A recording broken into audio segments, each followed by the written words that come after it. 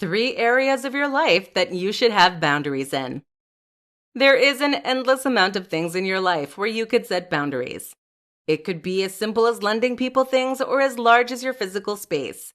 No matter what area of your life you want to set boundaries in, they are always very important. If you feel confident enough to set boundaries and others do not respect it, then it is time to take a step back and look at who you are letting in your life. Boundaries are good for all aspects of life. 1. Physical boundaries. Generally, this is seen as the most important and most apparent area of life for boundaries to be set. Whether it be with coworkers, friends, family, or a new partner, clarifying what is okay and what is not okay for physical touching is a must-do. This is often talked about in terms of toddlers.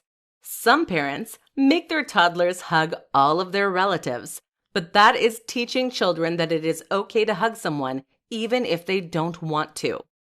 Now, more parents are letting the children choose, and if they don't want to hug their aunt or grandma, then that's okay.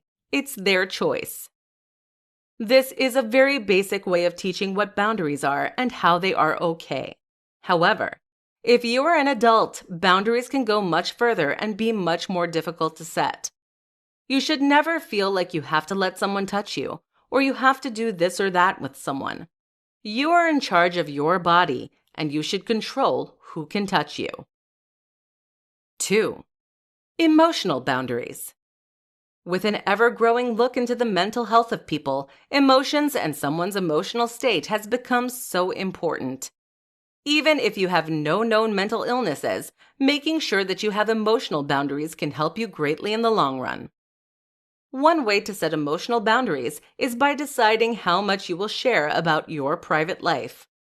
If you just meet someone, then only share as far as who you are on social media. If you're starting to seriously date someone, then maybe let them in a little more.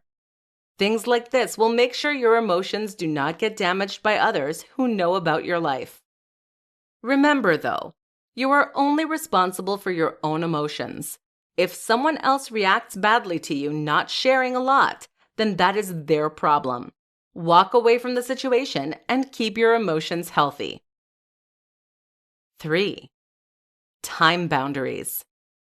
This is a big one when trying to change aspects of your life or in your life. Time boundaries mean that you figure out what and where you want to spend your time. You don't go with the flow all the time, and you don't let others take up far too much time or more time than you want to give them.